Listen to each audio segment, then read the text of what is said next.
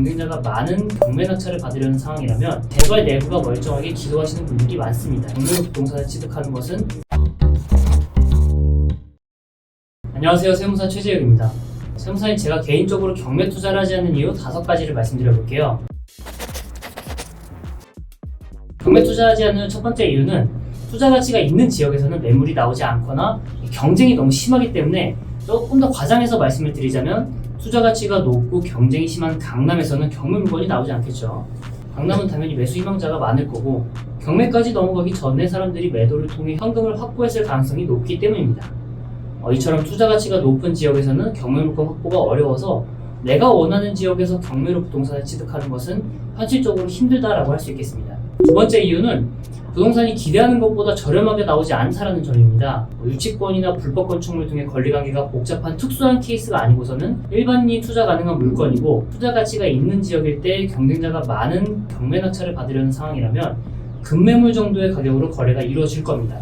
물론 급매물보다는 좀 저렴하게 나오겠지만, 이 낙찰을 받기까지 사용한 시간과 에너지를 고려해본다면 차라리 급매물을 찾아서 매수를 하는 것이 좋다라고 생각이 듭니다. 왜냐하면 급매는 내가 원하는 물건을 살 수 있고 또 부동산 내부를 확인할 수 있다는 장점이 있기 때문입니다. 세 번째로, 경매는 낙찰받기 전까지 부동산 내부를 확인할 수 없습니다. 일반적으로 매수를 하는 경우라면 매도인의 동의하에 부동산 내부를 확인해 볼 수 있는데, 부동산 내부를 확인해야 되는 이유는 누수가 없는지, 벽지 상태는 괜찮은지, 파손은 없는지 등의 여부를 체크하여 추후 인테리어 비용을 얼마 정도 더 투자해야 되는지 미리 예상을 해야 되기 때문입니다. 근데 경매의 경우에는 부동산 내부는 확인하기가 좀 어려워요.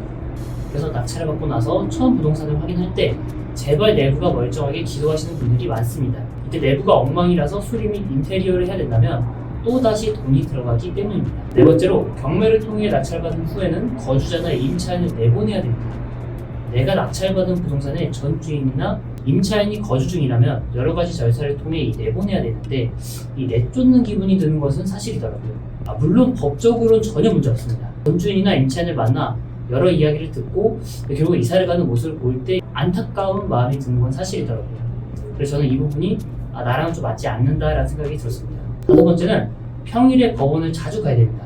경매는 평일 오전이나 오후에 이루어지다 보니까 이 다양한 물건의 경매를 진행하기 위해서는 이 시간대에 법원을 자주 가셔야 됩니다. 근데 내가 만약 직장인이라면 경매를 하기 위해서 휴가를 사용해야 되고, 만약에 사장님이라면 사업장을 자주 비울 수밖에 없겠죠. 실제 제가 아는 사장님 중에는 이 경매를 많이 하시는 분이 계시는데, 경매 때문에 법원을 자주 가야 돼서 사무실을 비우다 보니까 이 고객들의 불만이 좀 증가했다 하더라고요. 아무래도 경매 전까지는 마음이 초조하고 경매 진행 중에는 통화가 불가능하다 보니 업무에 집중이 좀 잘 안 됐다라고 하시더라고요. 경매를 해보셨던 분들이라면 아마 충분히 이해가 되실 거라고 생각이 듭니다. 아무래도 번호 하나, 금액 하나라도 틀리면 정말 큰일이 나기 때문에 이 온 신경이 경매에 집중되다 보니까 다른 일에는 지장이 생길 수밖에 없었던 것 같아요. 결론적으로 저는 이런 5가지 이유로 저는 아파트 투자 공부, 재개발, 재건축 공부, 경매 공부의 끝에 현재는 경매보다는 건물주를 목표로 공부를 하고 있습니다. 개인적인 의견이니까 만약 다른 의견이 있으신 분들은 댓글로 남겨주세요. 함께 공부해서 경제적 자유 실현했으면 좋겠습니다. 감사합니다.